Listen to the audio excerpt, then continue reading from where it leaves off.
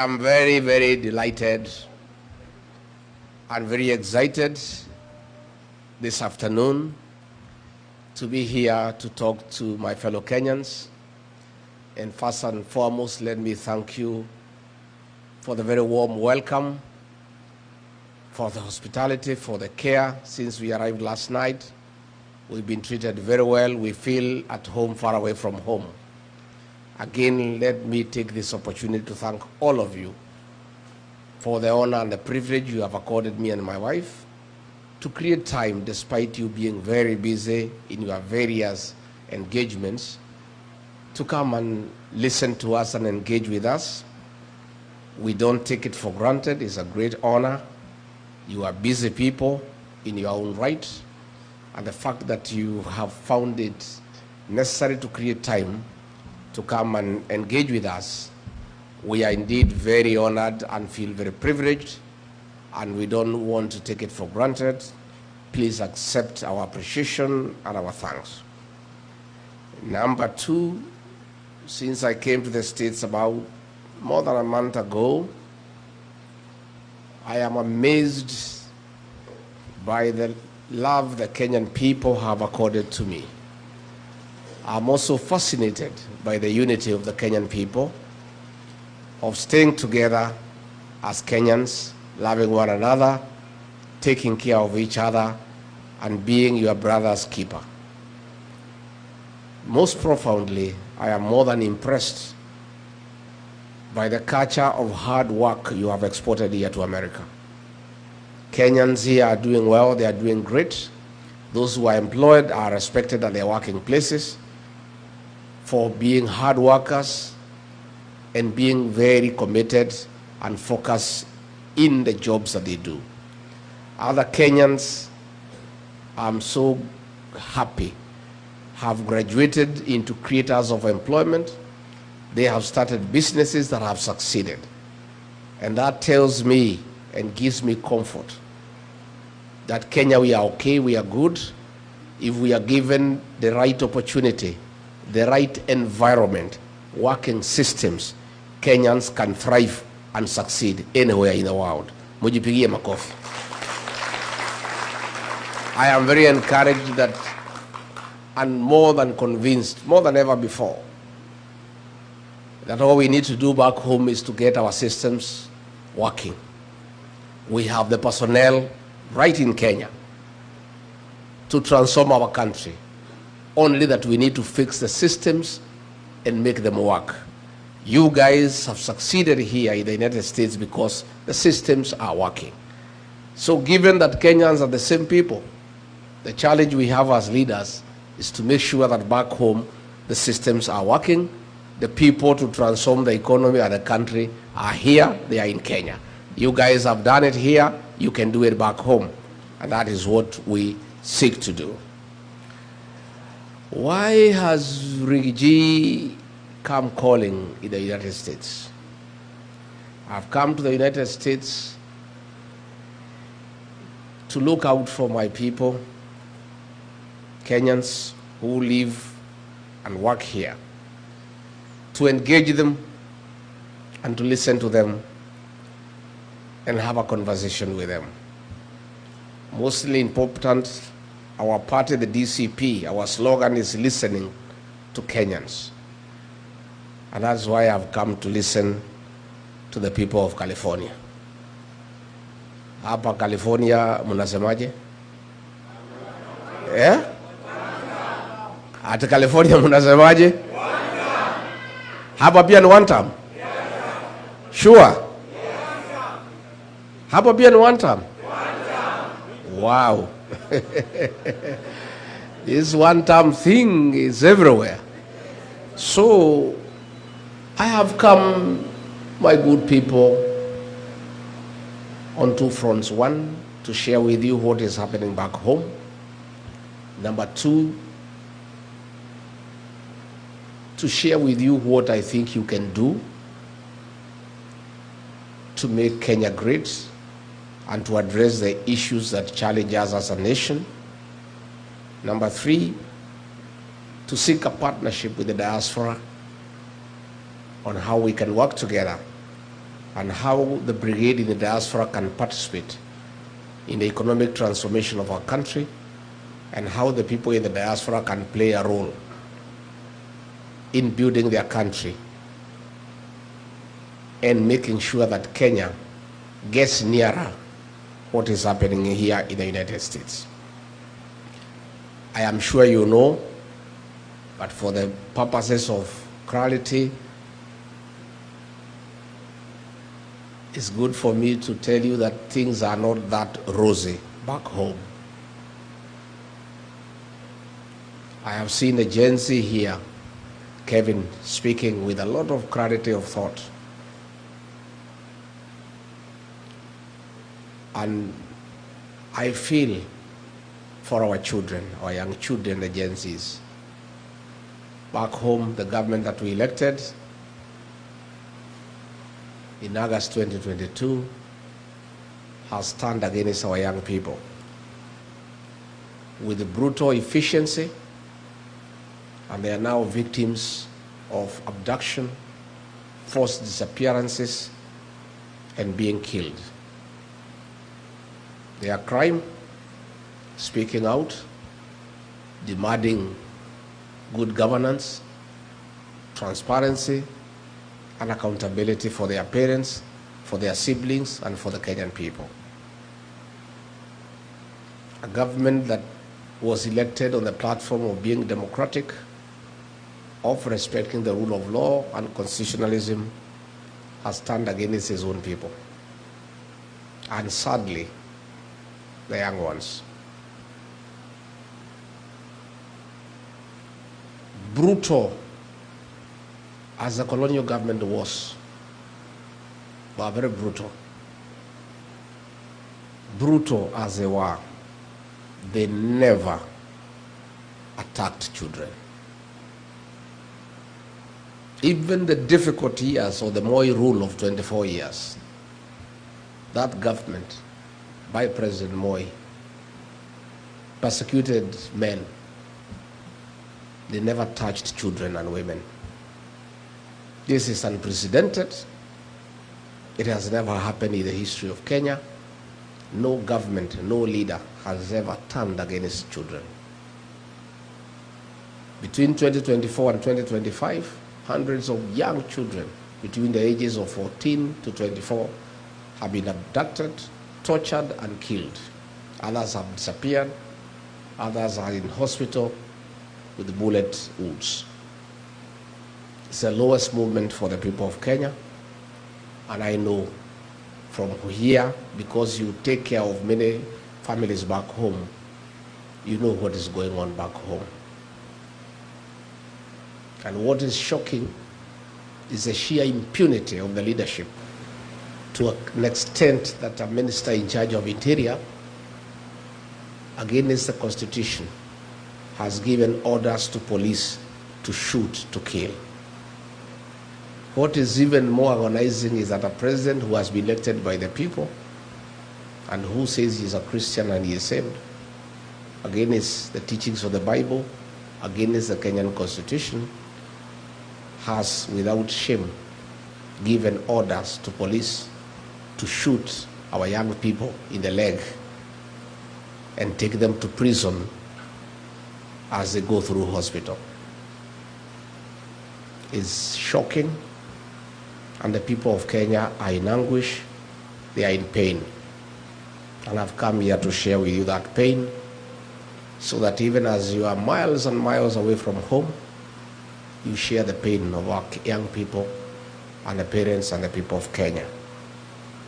And that is why Kenyans across all communities, everywhere, there is concurrence and agreement that the solution to stop these abductions, to stop these killings, to stop the torture of young people is one term.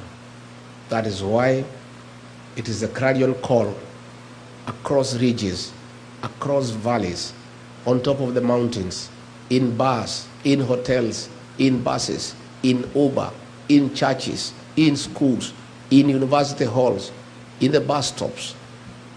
There is no other discussion in Kenya is one term, because this must stop.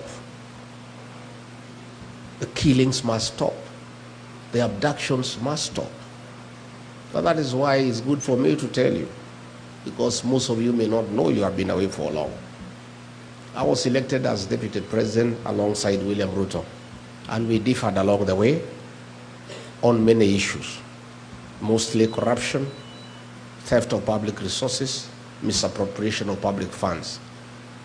But what broke the camel's back and what made me and him disagree irreversibly, that we could not agree, was abductions and killing of the Gen Zs. To a point when I was in office, when he ordered for the killing of the young people on June 25th, 2024, the following day on the 26th of June, I flew to Mombasa and held a press conference when I was still deputy president and told him off and told him that that is unacceptable, and that brought our relationship to an end. And we were never able to speak again until he mobilized resources and bribed members of parliament and senate to hold me out of office because I had publicly called him out for killing our young children. So I come here to tell you that you have a lot of influence back home. You cannot be silent when our young children are being killed. You are parents. You have children too. You have relatives back home. You cannot just sit and watch silently, doing nothing, as these children are being killed. Somebody here talks about the healthcare system. That here is Dr. Gitovu from Meru. By the way, where is Dr. Gitovu? You are not our cousin. You are our brother. Hi, bro. Wewe ni ndugu. Myself, I'm Meru. My mother is Meru. I am Kiana Kiamwari. Yeah? So, wewe ni ndugu. Yeah? The cousins are many, like Wekesa. Wapi Wekesa? Hai Kuzo.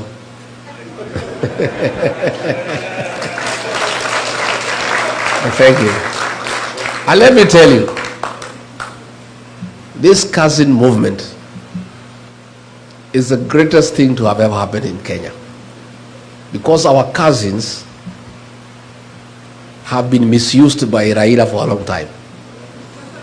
Long time.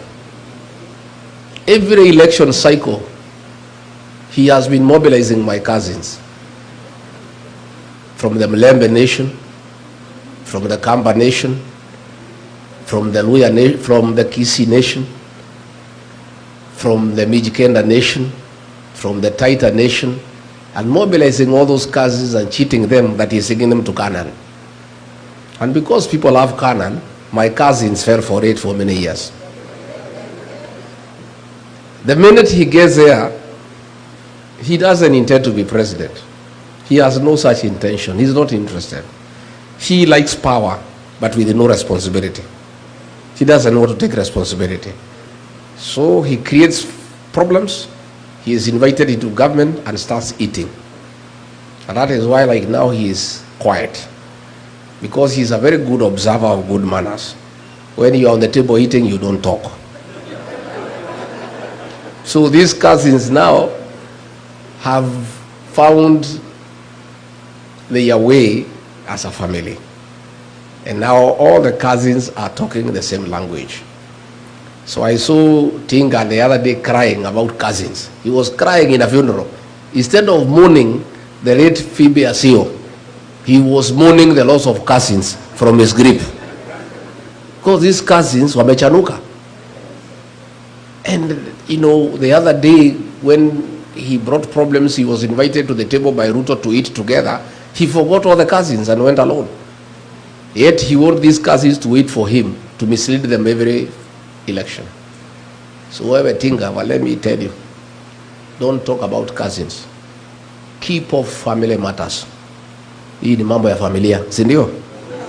Mambo ya familia usiingilie.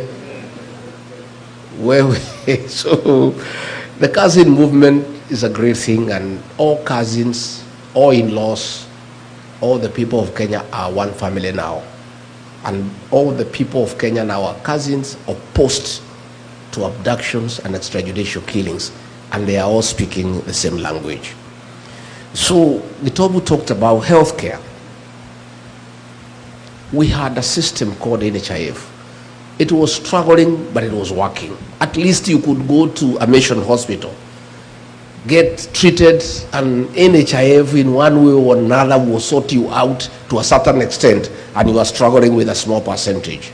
So what we needed to do was improve on NHIF, and all we needed was 800 million Kenya shillings to reform the system and make it working.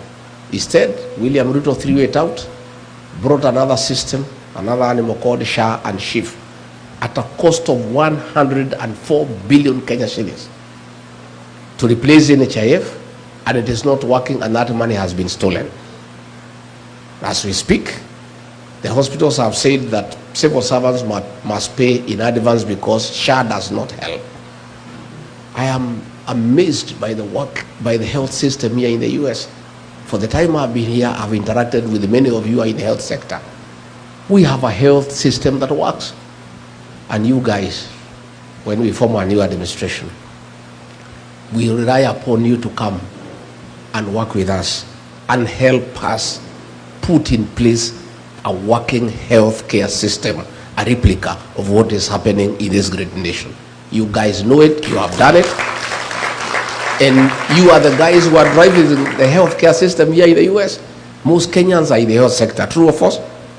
And you guys, we have a lot we can learn from you, and you can come and assist us. Matters education, Mwai Kibaki, that great economist, the third president of the Republic of Kenya, who left a rich legacy in Kenya of free primary education. All that has been destabilized, and kids are at home. Money meant for free primary education has been stolen by William Ruto. The money is stolen from the National Treasury, channeled through the National Intelligence Service, and withdrawn in cash every Friday and given to William Ruto. He keeps most of it, gives a little to that soprano guy to go around the country bribing voters. And that is all that is happening in Kenya. Every day they carry cash in helicopters. The other day they were in a place called Bobasi in Kisii. There were 16 helicopters. They were almost having an accident in the air because of the sheer number of helicopters. The cost of the event is 3 times what they are giving, because a helicopter is $1 million shillings. 16 helicopters is 16 million. This is money that was meant for education. Kids are at home. University education, we had a beautiful program called HELP, Higher Education Loans Board. Most of you are beneficiaries, I included. He has put it aside and brought a mongrel of a system that is not working.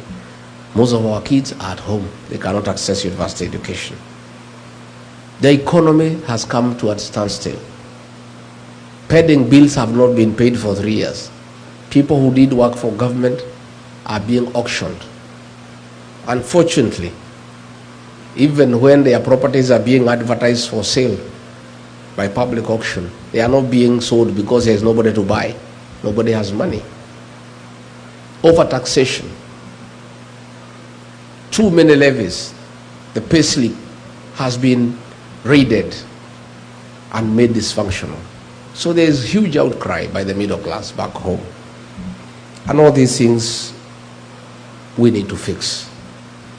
But the most annoying is the violation of human rights, that nobody can say anything about what is going on.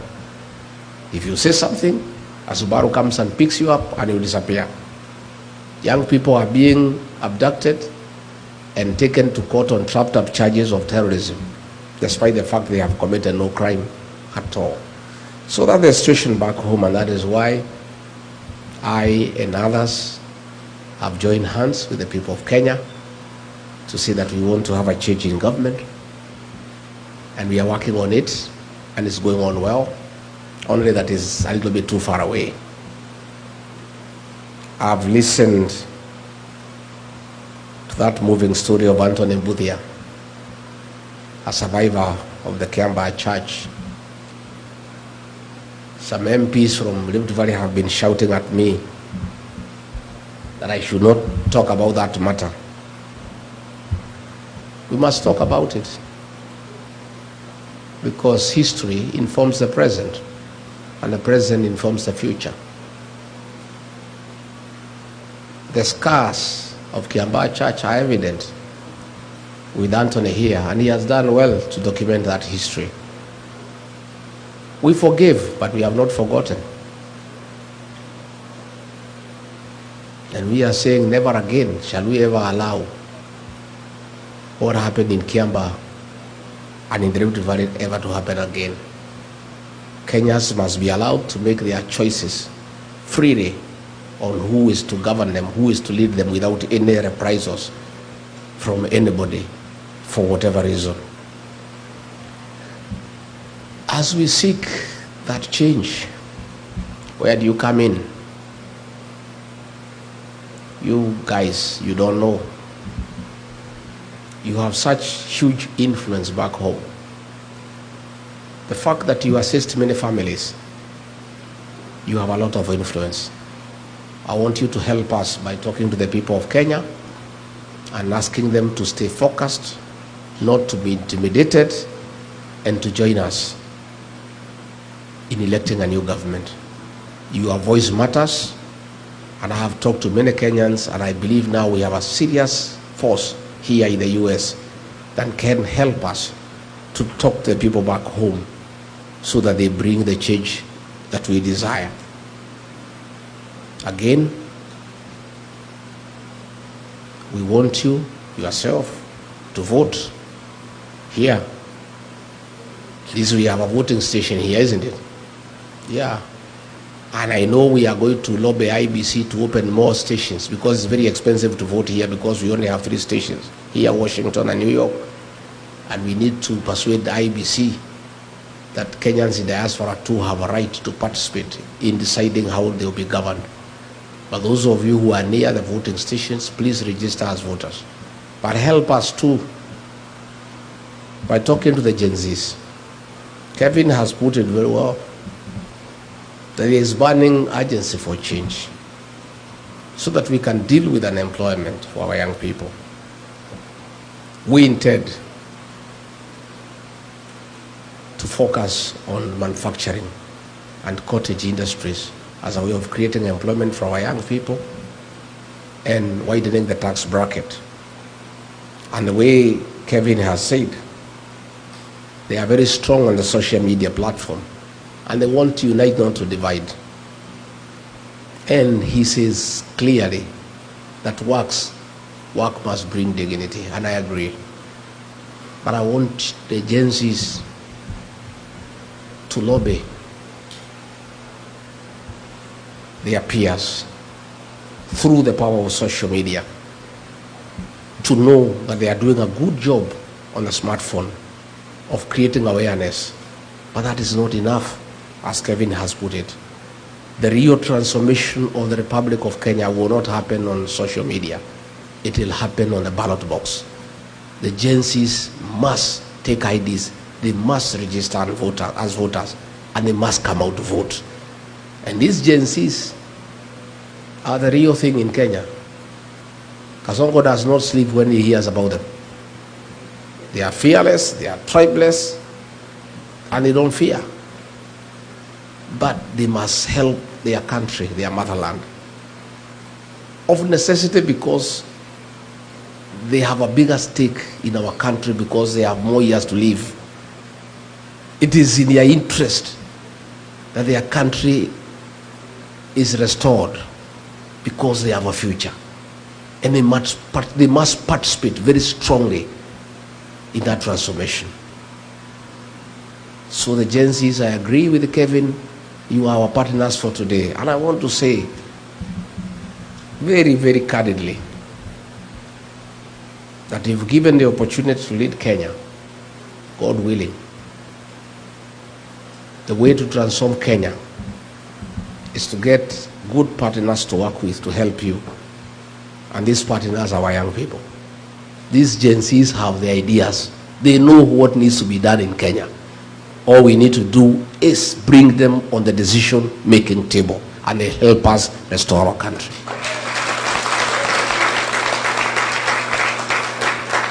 So the Gen Zs in Rigiji, you have a serious partner. I have fought for you. I disagreed with William Ruto because I stood with you and for you at your lowest.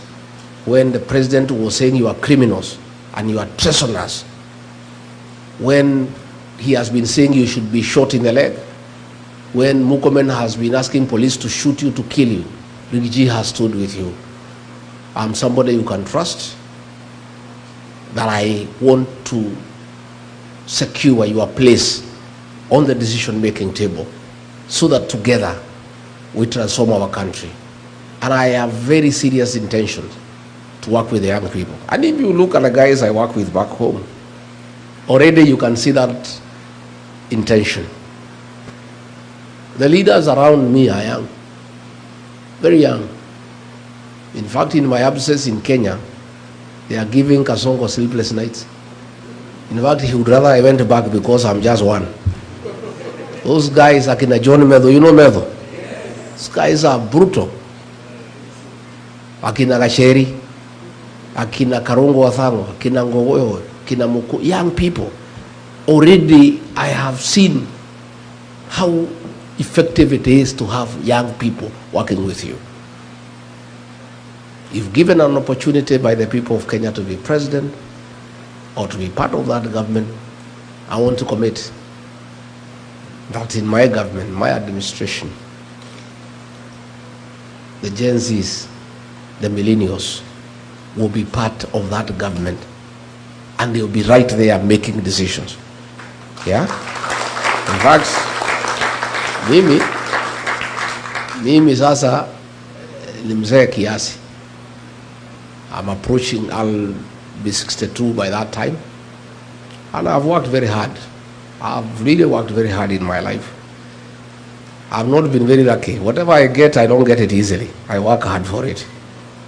Hata ile nilitafuta hiya deputy president, nikatafuta wakaninyang'anya.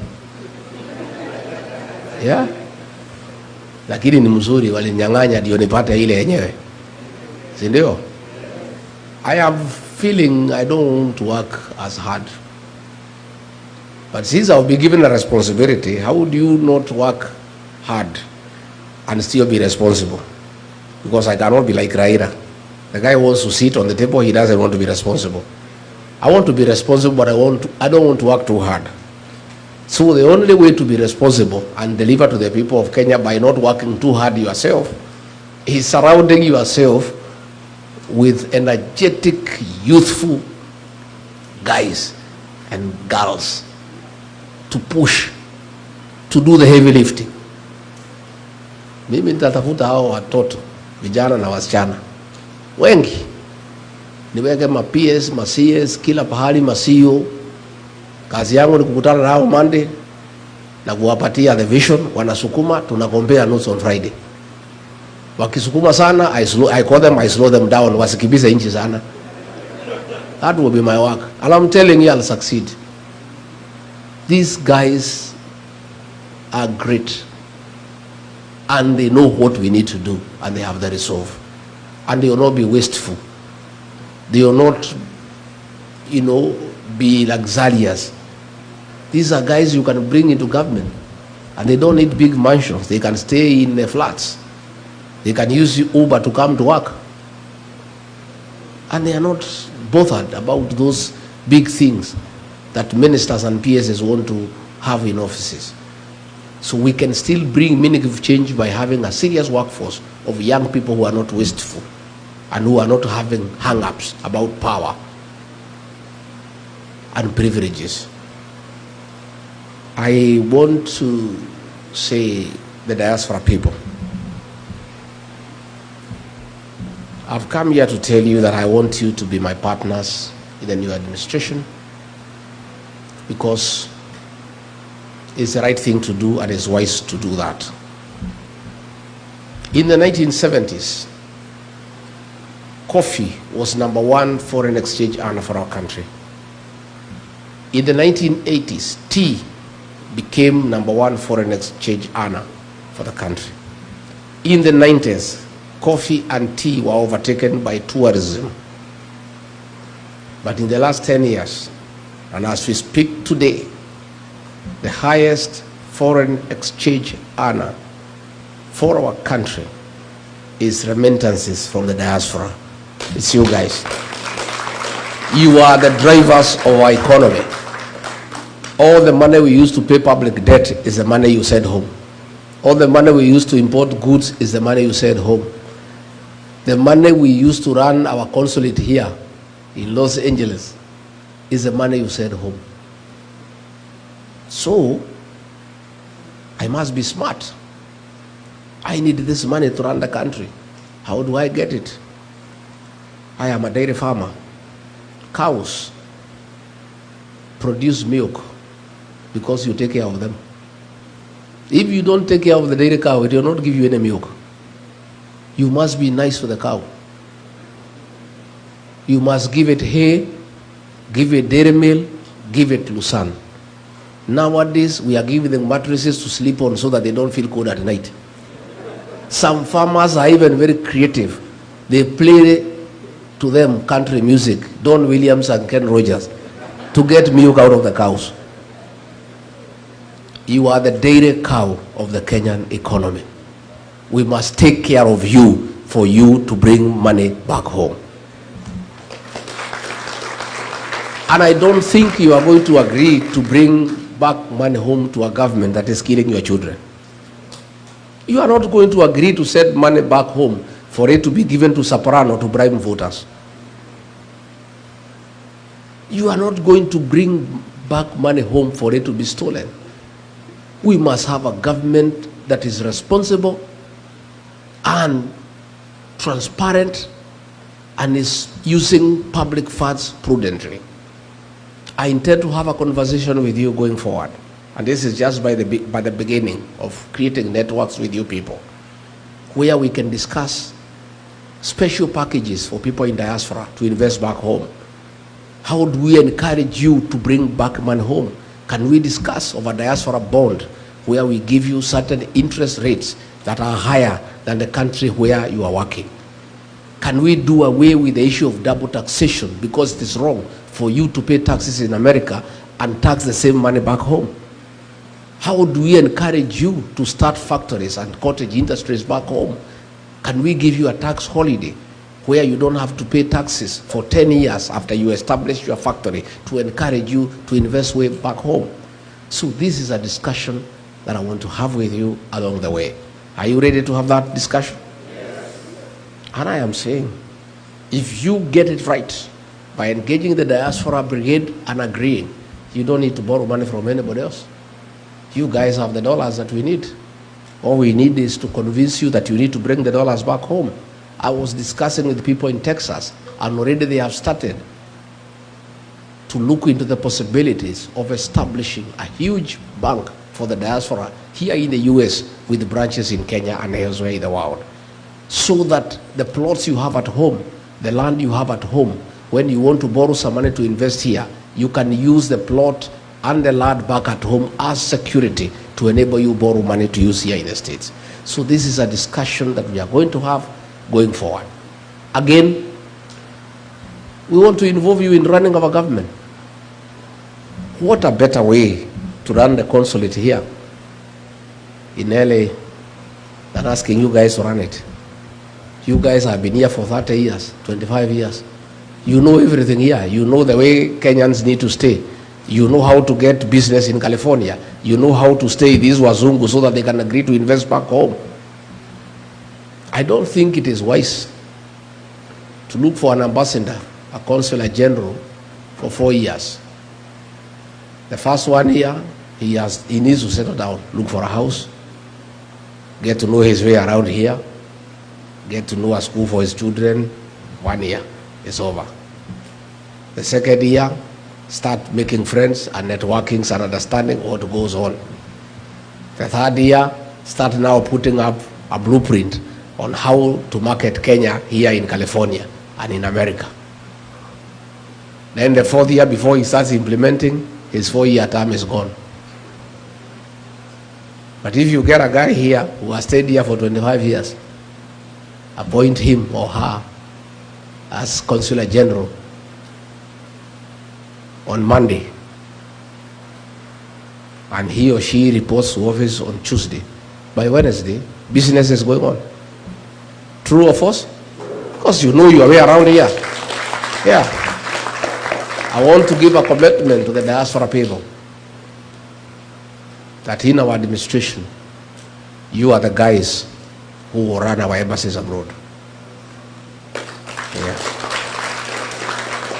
So that it is easy for you because you love your country and you know your way around here and you have the networks and you understand exactly what needs to be done and you don't need anybody to teach you. And I think we'll have very, very impactful and efficient diplomatic representation of our country abroad if we involve the people who are living in those countries and who understand what goes on. So I want to partner with you. Others, you come back home and join us in the national government. Come and take a job as a PS, come and be a CEO. If you have succeeded here, I was in the Silicon Valley the day before yesterday, the whole day. I went to Google, I went to Meta. Wow. The center of innovation, the whole world. I found 35 Kenyans at Meta, senior executives who are driving innovation and creativity, who are driving that big corporate. They know what needs to be done on artificial intelligence. They know exactly what we can do to make Kenya a very serious tech hub that will be admired by the rest of the continent. And they are doing it in America and they have succeeded. Then back home, the Minister for ICT is William Kabogo.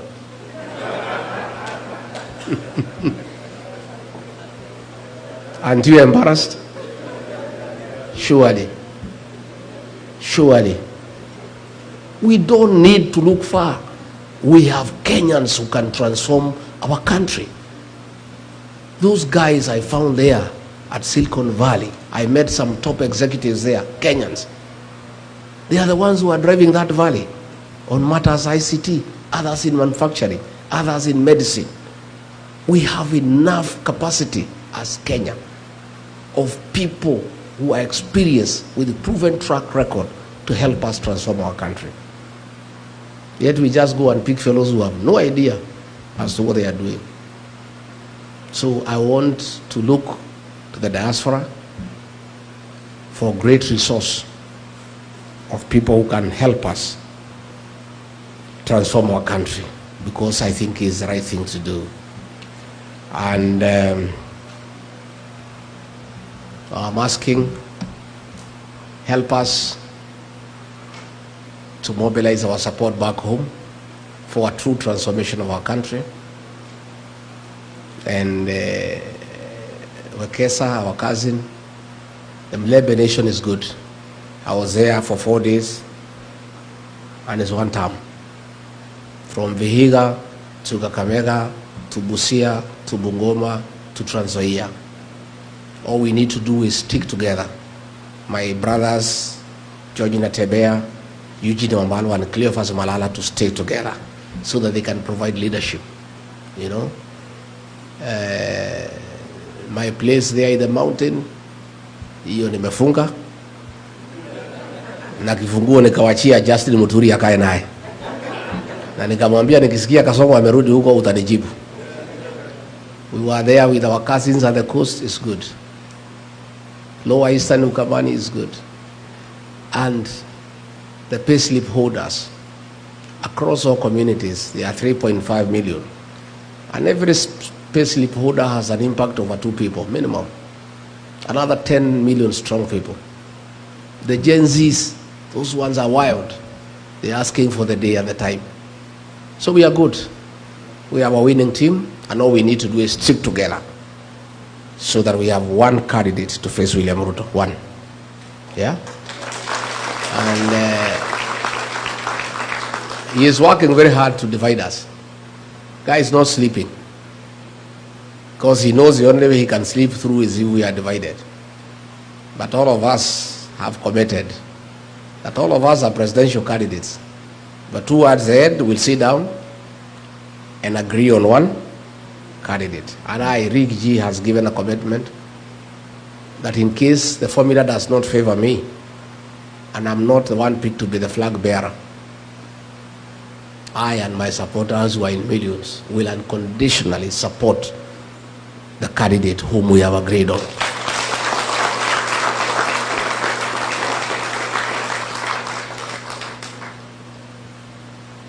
Lakini wakiamua ni mimi, hii jamaa nitamkimbiza kama baisikeli ya kuibiwa. Yeah, and I can tell you that commitment is there and you should not be worried. Please pray for us and support our party, the DCP. Our slogan is listening to Kenyans, listening to the ground, because leadership is about listening to the people. When you are elected, your employers are the people who have elected you. And you must listen to your employer. All of you, wherever you are employed, you must listen to your employer. And that is what I do. I listen to the people. Since I came to the US, I'm a better leader than when I came. I've listened to many people, and I've written. And I'm going through the notes. I am a better person than when I left Nairobi. By agreeing to listen. It costs you nothing to listen to people. It only enriches your thinking. I don't know everything. I cannot pretend to know everything. I am benefiting from your experience here in the United States. We were told in California, in San Francisco, about water harvesting so that we can use the water for irrigation in areas that are dry in California. And that's how California feeds the rest of America. I learned a lot that I did not know. At ICT, the tech world, I learned many things I did not know. When I was at Meta, I learned that for you to get productivity out of employees, you allow them to have an easy environment where there are no issues of ESR. So I found some young people there with the jeans. They are the ones who are driving that company. Even their boss is coming, they don't even call him sir. Kwetu pale kwa RUTO ukienda cabinet, unainama kwanza ukiingia karibu uguse kichwa na sakafu. And nobody is allowed to say anything. In that cabinet, I'm the only guy who was speaking. And in fact, I heard the majority leader in Senate, Aaron Cheriot, saying that I never used to speak in cabinet. I stopped speaking. Because I realized this guy, even if you speak, he has already decided what will happen. So you are just wasting your time. So I'll just sit and not even listen, because he has already decided what will happen. So they had Meta. I found working groups of young people. Nobody is a boss there. Everybody is allowed to be creative and to have initiative, and is discussed and agreed on. It was a very useful lesson for me. That given a chance to lead Kenya, I'll create such environment even within cabinet, even among PSs. I just allow people to talk and be easy so that they are able to be creative and productive, and they can be useful to the country. So I want to say I am very happy, and I wish I had more time to be here in LA, because this is the greatest theater of the world, where all the stars in film, in music are. Yeah? I'm walking around with the people here to see whether I can meet one of them. Yeah, I would have loved to be here, a longer time, but I'll come. I've really enjoyed since I came. People are very nice. They are very kind to us. And I would also have wanted time to visit the filmmaking industry to see what we can borrow from here for the purposes of exporting that experience and knowledge to our country, where we allow people to make films and to be productive. So I've just come to say how happy we are to find you here, looking good, looking successful, and I really look forward to a very healthy engagement, and whatever questions that are there, I am told there are questions I'll be given, I'll be able to answer them, and if there are any more I can answer. I want a free session. I don't believe in praise and worship, because if I want praise and worship, I have my church back home. I want to listen to people, and people don't have to agree with me 100%. And if everybody agreed with you 100%, there's something wrong. If you had everybody just praising you, they are back at home. RUTO has created praise and worship. You must thank him for the sunshine, although he has nothing to do with it. Thank him for the rains, for the air that we breathe. Even when things are not working, you praise him for his vision and insight. I don't believe in it myself. I believe in constructive engagement, and I don't know everything. And I'm willing to be corrected, I'm willing to be guided, I'm willing to be informed so that I'm a better leader. That is a way to learn, and that is the purpose of engaging people. Not just to praise you and tell you how great you are. They also need to guide you and tell you things you don't know and things they think you can do differently for a more meaningful and impactful realization of what you desire to do. Kwa hivyo mimi nimeshukuru sana sana sana sana sana sana, na mkija nyumbani mkuja mnitembelee. Mtakuja wa Manyoro? Mtakuja lini? Mtakuja? Sasa wewe ni shemeji ama is this our in-law or our neighbor? You are cousin from Embu? Wow, which part of Embu? Hapo town kwa Mheshimiwa Mkonji. Well done. Well done. Embu people are great people.